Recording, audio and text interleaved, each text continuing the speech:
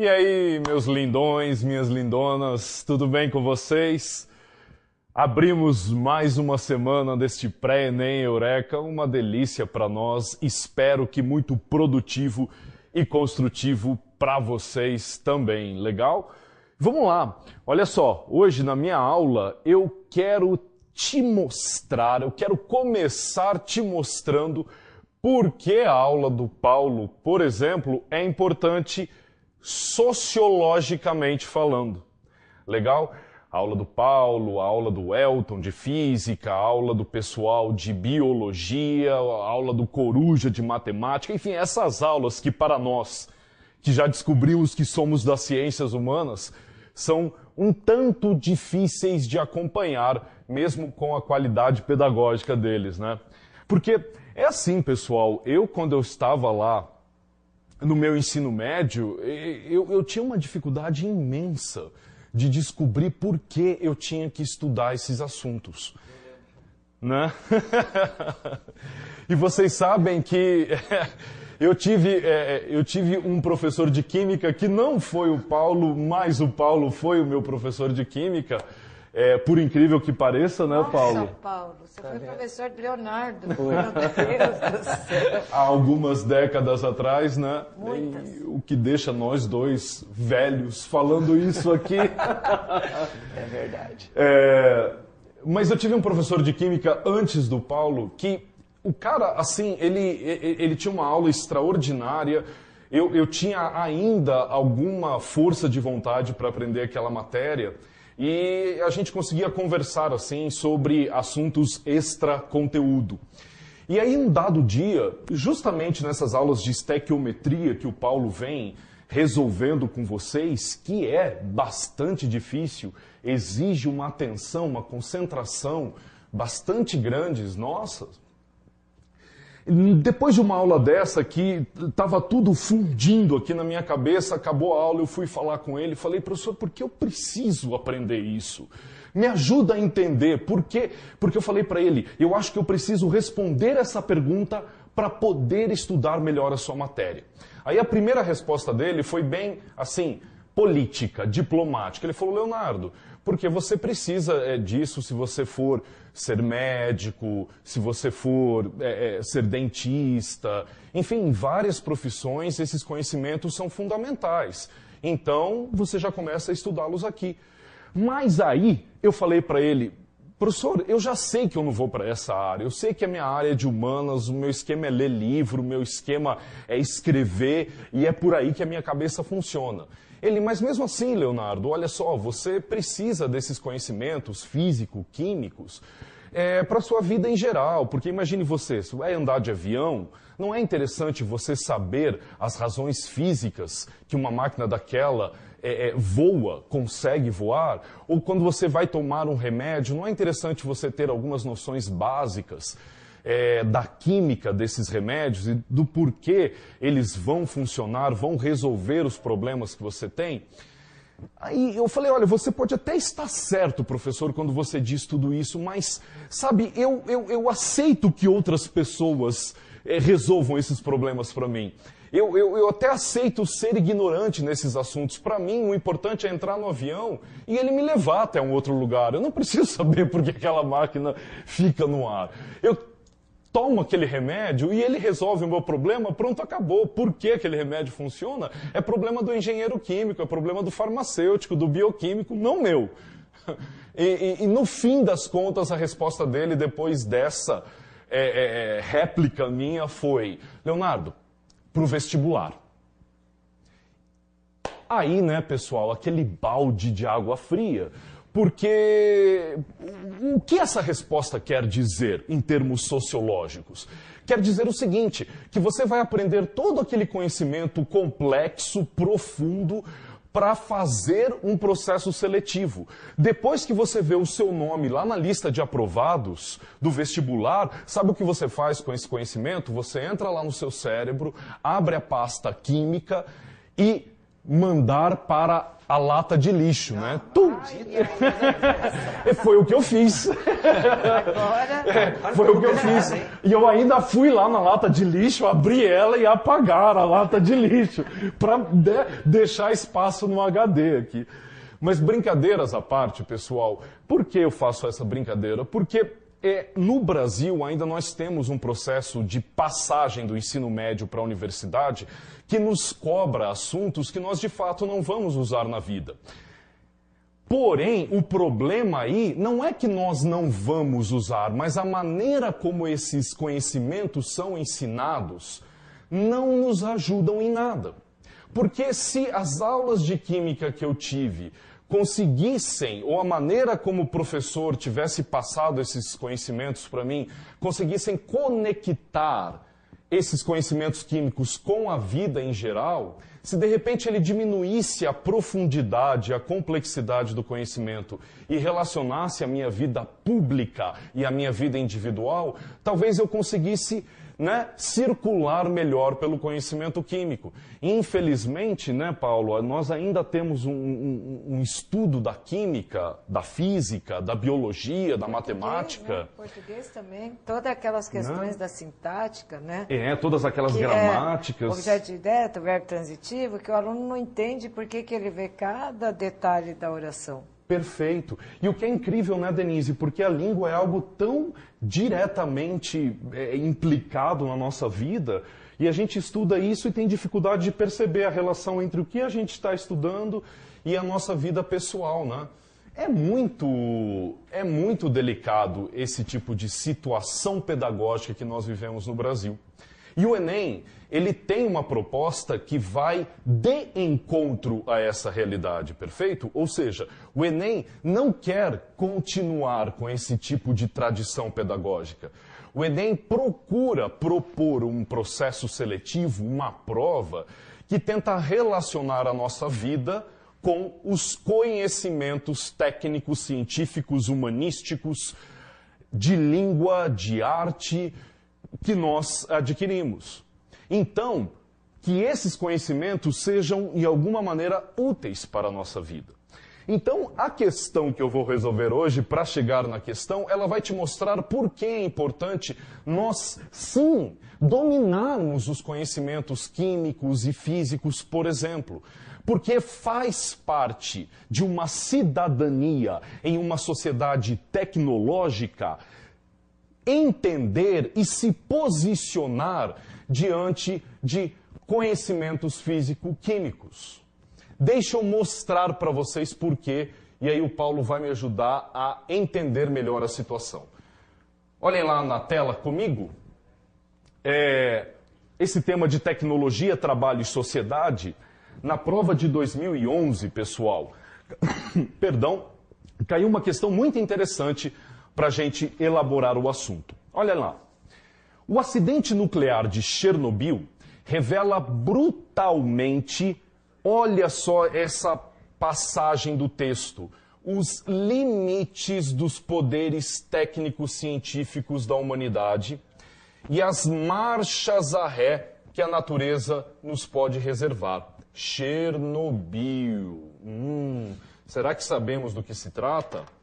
É evidente que uma gestão mais coletiva, olha só que interessante essa passagem também, é evidente que uma gestão mais coletiva se impõe para orientar as ciências e as técnicas em direção a finalidades mais humanas. E quem escreveu esse texto é um filósofo, um psicólogo muito importante, o Félix Guattari, que junto com outro filósofo francês escreveu, me esqueci o nome agora do colega dele, que juntos eles escreveram Os Mil Platôs, um dos livros mais importantes de filosofia contemporânea hoje. Deleuze veio. Deleuze e Guattari escreveram Os Mil Platôs, um dos livros mais importantes da filosofia contemporânea. Bem interessante você procurar. Chernobyl, colegas. Chernobyl é uma cidade na Ucrânia, legal? No território ucraniano. Só que, durante a Guerra Fria, 45, 89, naquelas disputas políticas, militares, ideológicas entre a União Soviética socialista e os Estados Unidos capitalista, a produção de energia era muito importante, e sobretudo da energia nuclear. O domínio do conhecimento nuclear era muito importante nesta luta entre os dois países, né? Quando se fala em uma guerra fria, se fala sobretudo, se refere sobretudo ao armamento nuclear que essas duas potências estavam angariando, ok? Então, claro, se essa guerra fria se tornasse uma guerra quente, nós não estaríamos aqui conversando. Porque essas bombas nucleares, o poder que essas duas grandes potências tinham, era capaz de destruir 3 planetas Terras, como ainda é, ok? Eles ainda têm todo esse arsenal lá guardado, apesar de terem desativado algumas ogivas nucleares. Muito bem, a União Soviética fez o quê? Eles resolveram construir uma cidade em que eles produziriam energia nuclear. Só que, claro, não foi no território russo, né? Foi no território da Ucrânia. Imagine vocês como eles, né, naquela velocidade, naquela necessidade de produzir uma energia nuclear rápida, sem cuidados, sem um tratamento efetivo de todo o processo, o que aconteceu? A energia nuclear, ou o Paulo pode nos ajudar aqui, o descarte dos materiais que são utilizados para produzir a energia nuclear foram liberados, não foram bem descartados, na verdade, e contaminou toda a região. E essa contaminação radioativa que matou várias pessoas ainda fere, ainda dificulta, impossibilita a habitação daquela região, né? Aquela região está impraticável por muitos e muitos anos, se não séculos. Né, Paulo? Então, nos ajude aqui a entender por que o tratamento adequado da energia nuclear precisa ser muito bem feito. Na realidade, toda a geração de energia nuclear ela tem que ter um processo tecnológico muito avançado, né? Então, desde a construção das barras de contenção, por exemplo, né, que são barrinhas que contêm a geração de energia, os nêutrons, na realidade, da reação, e, consequentemente, a geração de energia, que provavelmente Elton já deve ter comentado como é que funciona a geração de energia pela usina nuclear, né? O aquecimento da água, esse aquecimento da água gera vapor, esse vapor move uma turbina, e a turbina, energia elétrica, né? Muitos alunos pensam que, como se utiliza água, pensa que a água que passa por dentro do reator é jogada no meio ambiente. Isso é mentira, tá? A água que passa pelo reator, ela é fechada, não vai passar por dentro da reação nuclear. Tá? Então não precisa se preocupar, né? Por exemplo, Angra, Chernobyl, que até tem uma história muito bacana que os alunos podem até acessar no YouTube, a verdadeira história de Chernobyl. Olha que interessante. Certo? Eles não contaram a história real, o que aconteceu, né? Que foi, né, o não controle dessas barras de contenção, a geração de muita energia e quebrou o reator. E dessa quebra do reator que daí vazou a radiação, que a temperatura é gigante, como o reator ficou exposto, a energia, né, o cara andava de helicóptero, sei lá, cerca de 500, 1 quilômetro de distância, ele não conseguia ficar porque era muita energia. Nossa. Certo?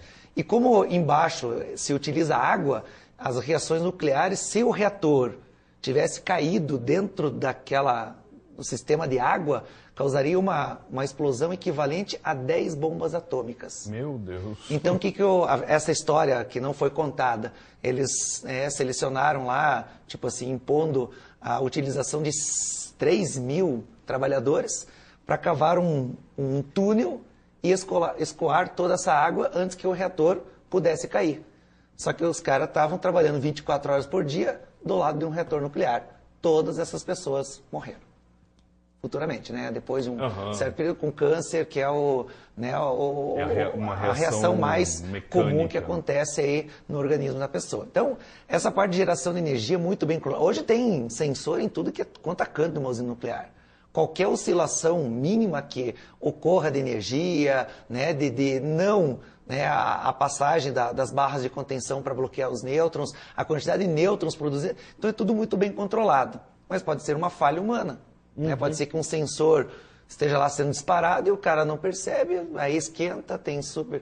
mas daí já outro sistema já começa a resfriar. Então, é tudo meio que automático hoje, mas máquina também pode falhar. Sim, assim como aconteceu em Fukushima, no Japão, que por uma situação completamente adversa, né, um terremoto, houve sim vazamento dessa radioatividade e diz que é possível encontrar elementos radioativos oriundos, vindos de Fukushima, na costa dos Estados Unidos, ali, né, da Califórnia. Outra coisa que eu acho que é bacana, o aluno sempre... né, são dicas que a gente sempre trabalha, né? Então, o problema da usina nuclear, para a geração de energia, o problema depois é o lixo radioativo, a sobra desse urânio que sofreu fissão nuclear. O que é uma fissão nuclear? É a quebra do núcleo grande formando núcleos menores. Certo? E com essa reação em cadeia, porque é uma reação em cadeia, como a bomba atômica de Hiroshima e Nagasaki em 1945, certo? Que destruiu praticamente as duas cidades por completo. Então, o problema é a reação em cadeia. Essa manutenção e contenção do nêutron é que faz disparar ou não a reação em cadeia. E o problema é o lixo radioativo. Né? Já posso até, se você me permitir, unir o Césio 137 em Goiânia, também aqui no Brasil, é o único acidente mais assim de potencial maior, né, que também tem uma no YouTube, eu passo isso sempre para os alunos, que fala sobre linha direta. Não sei se você lembra da linha direta. Aquele programa. Isso. E eles contaram como que realmente, por simulações, como que realmente aconteceu. Né? O descarte inadequado do raio-x, né, de um dentista, onde que o catador abriu a cápsula com metal radioativo, que é o Césio 137, que dá o nome ao documentário, e é um pó azul, brilhoso, bonito, e de noite brilha. Então esse cara levou para casa para mostrar para a filha. E mostrou para como estava, né, não estava escuro ainda, eles entraram debaixo da cama. E ele abriu a cápsula e aquilo brilhou. Só que a hora que ele abriu, caiu um pouco de urânio ali, ou um pouco do Césio, né, urânio, Césio 137, e ela dormia. E aquilo emitia partícula, emitia radiação, e aquilo foi contaminando, né, o corpo da criança. E só para ter uma ideia, ela morreu acho que 2 semanas depois. Ela não foi enterrada, ela foi concretada. O caixão dela pesava mais de 1 tonelada. Né? Então tinha o caixão e eles jogaram cimento, concreto, aço, para poder impedir, né, a contaminação do material que estava impregnado nela em outras pessoas e tudo mais. E todos os objetos, cama, tudo que estava na casa de quem teve contato, hoje está armazenado. Hoje tem um galpão, está tudo lá enterrado, vamos dizer assim, mas as pessoas daqui 300 anos elas vão poder ir lá buscar os pertences dos familiares que, né, porventura já adquiriram câncer, já não morreram e assim por diante. Daqui a 300 anos. Daqui 300 anos. Isso porque o Césio tem um tempo de meia-vida mais curto leve, ainda, né? mais curto. O urânio é de bilhões de anos. Olha só, então Chernobyl está, assim, afetada... Tanto é que eu tenho uns ex-alunos meus que estão em Chernobyl. Você pode fazer visitas lá. Aí eu no Facebook falei, cara, traz um material. Ele falou, cara, não tem como pegar nada. Não pode. Você entra vê lá, fotografa e sai fora, rapidamente. Por causa da quantidade de radiação que ainda tem nos locais ali. Falei, não dá para trazer nenhuma rochinha nem nada. Cara, os caras passam o detector, se pegou, eles tiram, você jogado para fora. Olha só. Então, aí, pessoal, depois de escutar tudo que o Paulo nos descreveu aqui, a questão que se coloca é: o que nós, enquanto cidadãos que não tomamos essas decisões, vamos fazer? Porque aqui na União Soviética nós estamos falando de um regime político que era uma ditadura. Ou seja, a população não só não participava do processo eleitoral, como não podia participar do processo decisório em geral do governo. Pressionar, reivindicar, criticar, né? Desenvolver, como nós conversamos em aulas passadas, um movimento social que se coloca contra o certo uso, certa produção de energia, certa produção técnico-científica. Não havia esse direito na União Soviética. Agora, nós que estamos em uma democracia, vamos fazer o quê? Nós não vamos participar desse processo? Nós não vamos decidir, se posicionar, entender o que está acontecendo acerca da produção de energia em nossas sociedades? Então aí que está o ponto, pessoal. Se nós não temos todo esse conhecimento que o Paulo nos passou sobre a energia nuclear, por exemplo, nós não podemos nos posicionar. Perfeito? Então, olha só como é interessante aqui. Se você voltar para o texto, é exatamente esse o ponto que o Guattari quer frisar. Volta lá para o texto, por favor, comigo. Leonardo, posso, antes de você continuar? Por favor, então, Paulo. Acho que o interessante, por exemplo, assim, né? Eu agora, como professor, acho que eu tenho uma visão totalmente diferente daquela vez que eu te dava aula. Certo? Porque eu acho que as questões que a gente resolve aqui do Enem te dá essa dimensão de você aprofundar em outros determinados conhecimentos. Né? Então, que nem, por exemplo, a minha aula de hoje, né? Quando eu falo radioatividade, eu posso simplesmente colocar as equações radioativas e ponto. Acabou a minha aula, que é o conteúdo que você precisa saber. Só que o Enem precisa um pouquinho mais do que isso. Trazer essas reações e esse contexto com o que eu fiz agora. Né? Demonstrar de maneira superficial, geral, como que realmente se deu o acidente. Por quê? Quais são as complicações, o que isso pode ocasionar. Se tivesse o professor de biologia do meu lado, ele já poderia fazer interferência no organismo. Certo? Se tivesse o professor de física, ele já poderia demonstrar fisicamente como que se move as turbininhas lá para gerar a eletricidade. Como é que isso é convertido? Então você tem o meio físico, o meio químico, o meio biológico. E você pode associar com o meio político, o meio tecnológico, a parte social do processo de geração de energia. Claro. E isso te dá subsídios para poder argumentar outros fatores, outras questões, que você vai resolver uma questão puramente da sociologia, mas que pode ter um link com a química, um link com a biologia, um link com a política e assim por diante. Claro. E Paulo, sabe, eu estava guardando essa fala para o fim da questão, mas Desculpa. não, para colar exatamente com o que você está falando, que é perfeito. A gente pode lembrar de Belo Monte, aqui no Brasil. Porque a usina hidrelétrica de Belo Monte, que está sendo construída lá no Pará, no Parque do Xingu, no Rio Madeira, mais propriamente dito, é extremamente polêmica por uma série de questões. Por uma série de questões biológicas, geográficas, políticas, sociais, culturais, de direitos humanos, de sustentabilidade. Então, se nós estamos falando de Chernobyl aqui no contexto de Guerra Fria, nós poderíamos falar de Belo Monte atualmente no Brasil. Nós precisamos gerar mais energia? Precisamos, para impulsionar o nosso capitalismo, que consequentemente impulsiona mais empregos, gera mais renda e todo mundo sai ganhando. Mas a que custos? Né? Será que Belo Monte foi a melhor decisão? Foi a melhor opção? Né? Quais são os custos de produzir uma usina daquele porte naquela região? Né?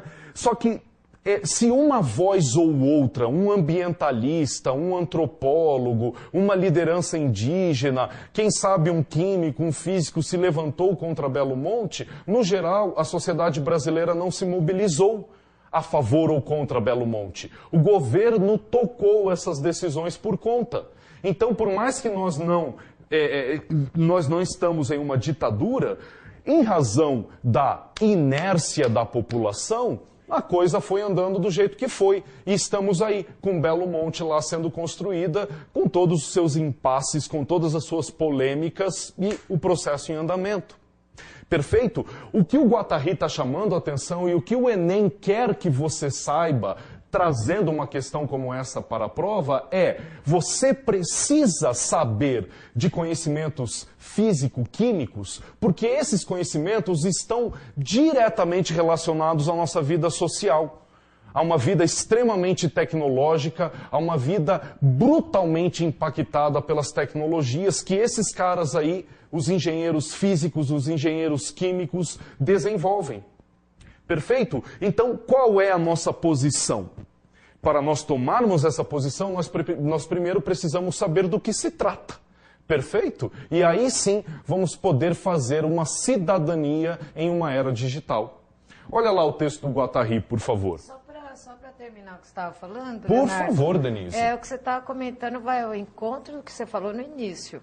Claro. Eu acho que a questão de Belo Monte, a ignorância social, a ausência de conhecimentos é que gera essa inércia da sociedade. Então, quais são as consequências dessa construção? E muitas vezes esse conhecimento químico, físico, em relação a essa questão, que motivou também esse acidente que o Paulo estava falando. Quer dizer, uma pessoa que não tem noção do que é uma usina nuclear, dos perigos que ela representa, e ela vai lá e pega um objeto ali nos arredores e leva para casa. O descarte é mal feito. Sim. Aí a pessoa olha aquele brilho lindo e vou mostrar para minha criança, para minha filha, ainda mais uma pessoa com pouco dinheiro, com poucas condições, quer fazer um agrado para a filha, não sabe, né, o perigo em que está se metendo.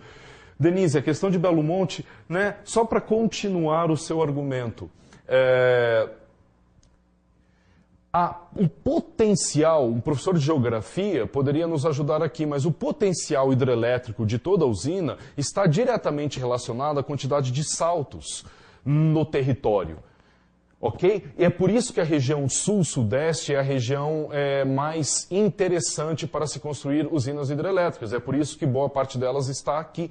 Porque tem muitos saltos, tem muitos declives. E estou falando algo errado, Paulo? Não, isso mesmo. Né? Então, em razão disso, o potencial de produção hidrelétrica é muito grande. Agora, lá na região amazônica, é basicamente uma grande planície, uma grande retona.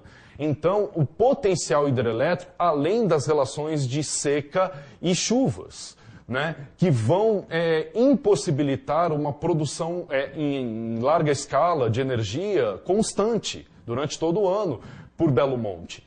Então, você tem essas questões. E, além disso, você tem a região extremamente rica em termos ambientais e, o que é mais importante, na minha opinião, extremamente importante para as etnias indígenas que vivem ali. Denise, a nossa população não sabe disso, né? Ou poucas pessoas, uma pequeniníssima parcela da nossa população sabe dessas questões específicas, né, que a ciência nos traz, que o conhecimento nos traz. Se nós soubéssemos, nós nos colocaríamos de maneira mais incisiva em relação a Belo Monte.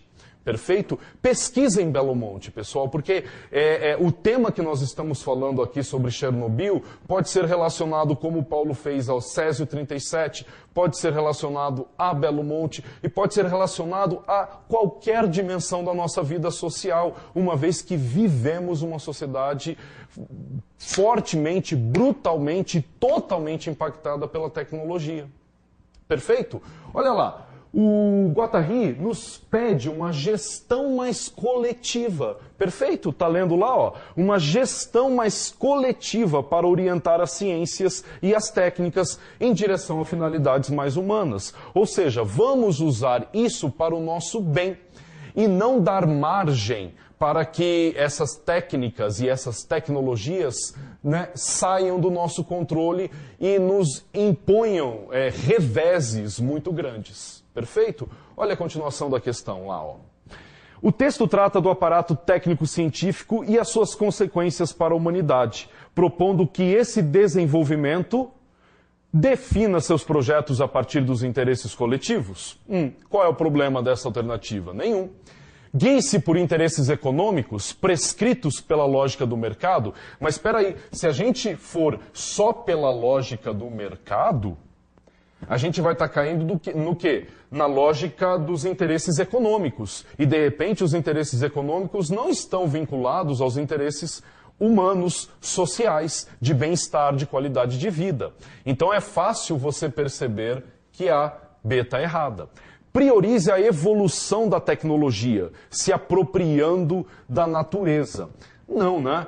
Se apropriando da natureza não é o ponto. A ideia é como usar a natureza ao nosso favor sem que isso nos imponha problemas muito graves. D. Promova a separação entre natureza e sociedade tecnológica. É justamente o contrário. Promova a aproximação, promova um vínculo maior entre natureza e sociedade. E, finalmente, tem a gestão própria, com o objetivo, mas uma gestão mais coletiva é abrir essa gestão, é deixar que todos participem dos processos de decisão a respeito do uso da tecnologia. Então, como gestão própria? Né? Não dá. Então, pessoal, é fácil de a gente perceber a A como alternativa correta. Perfeito? Uma questão, vejam só vocês, uma questão simples, uma questão curta, mas uma questão que vai, diria eu, em termos sociológicos, no centro da nossa sociedade. Ok? E é por isso que eu, como sociólogo, eu faço sim críticas ao nosso sistema educacional contemporâneo. Mas diferente de alguns colegas meus das ciências humanas, eu não acho que a física, a química e a biologia e a matemática tenham que sair dos currículos. Talvez perder um pouco de horas, porque durante a ditadura eles ganharam as nossas horas. Mas em uma gestão mais equilibrada dos currículos, em que a física, a química e a biologia estejam presentes tanto quanto a sociologia, a filosofia, o português, a produção de texto, a história, a geografia, a gente vai começar a desenvolver o conhecimento desse jeito aqui. Perfeito? De um jeito em que, é isso, a gente não vê as margens e as fronteiras dos conhecimentos. Né? É um conhecimento que o Paulo pode estar ali na mesma sala que eu, e a Denise também, e todos nós conversando sobre o mesmo assunto, e quando os alunos menos perceberam, eles estudaram português, eles estudaram língua, eles estudaram química e eles estudaram sociologia. Beleza? Então, pessoal, fiquem ligados nesse tema porque ele é fundamental. Eu tenho pouco tempo e eu não vou conseguir entrar do jeito que eu gosto de entrar em outra questão aqui. Mas sobre esse tema de trabalho, tecnologia e sociedade, eu gostaria de indicar para vocês, além dos vídeos que o Paulo recomendou a vocês, acho ótimo que vocês assistam isso, porque de fato os governos controlam essas informações. E muitas vezes nós não sabemos de fato o que está acontecendo ali. Então, como é, Paulo, a verdadeira história de Chernobyl? E daí também você pode, por exemplo, assim, que né, você está falando de Belo Monte, né, o Brasil ele tem muitas áreas de tecnologia para você gerar energia, certo? Que né, tem Angra 1, tem Angra 2, estão construindo Angra 3, certo? Que não constrói uma usina nuclear lá no Nordeste, no lugar de Belo Monte, certo? Não sei o porquê, isso é uma questão política, eu não posso lhe dar a resposta, mas o Brasil tem a 6ª maior jazida de urânio do mundo. Então tem urânio para dar com o pé. Então nós podemos ter uma usina nuclear. Não vai nos faltar combustível, não podemos. Só que a rota de geração de combustível radioativo, o combustível puro para gerar uma usina nuclear é muito complexo. Sai daqui, vai para a Holanda, da Holanda vai para os Estados Unidos volta para o Brasil. Então é um ciclo muito gigante e se gasta muito, e por isso que é muito caro ainda. Mas a geração é barata. E qual o problema da usina nuclear então? O lixo radioativo. Um dia que o pessoal né, da usina nuclear e o controle, o perigo também que isso né, que nem aconteceu em Fukushima, mas pode acontecer em Angra, por que não? Certo? A gente está sujeito, a natureza está aí para isso, né? Certo? Às vezes ela está fazendo o seu bem-estar. Então o que acontece? Tem que ter um pouquinho de cuidado, tem que ter um pouco de noção, daí a política, a sociedade, né, tem que gerar tudo isso e ver o que dá para sair, né? Não te dá medo isso, Denise? Não, eu ia até comentar assim, eu estou escutando toda a sua fala, e esse tipo de situação pode cair perfeitamente numa proposta de redação do Enem. Com certeza. E quando você fala dos impactos, né, os impactos tecnológicos, a questão coletiva, a coletividade, essa junção, seria, por exemplo, uma proposta de intervenção que é necessária no Enem. Né? A menção a essas questões que já aconteceram no Brasil, quando um aluno coloca isso numa produção textual, ele demonstra um domínio e um conhecimento que, aos olhos do corretor, é muito bem-vindo. Saber fazer a relação né, entre Chernobyl e Césio para chegar na numa proposta atualidade de intervenção. ou então em Belo Monte. E todos esses impactos e todas essas questões. E é interessantíssimo, né, pessoal, a gente pensar que caramba, a gente via todo o medo que os norte-americanos tinham durante a Guerra Fria. Quando a gente lê essa história, a gente percebe que esse medo não era tão desmedido assim. E quando a gente vê o tamanho de tudo isso, nós mesmos ficamos meio com medo, assim, né? De repente vamos construir uns abrigos nucleares para toda essa história? Não, prefiro que vocês participem da política e garantam que a gente não se coloque nessa situação. Beleza? Daqui a pouco o Paulo vem com vocês. Um abraço, tchau, tchau.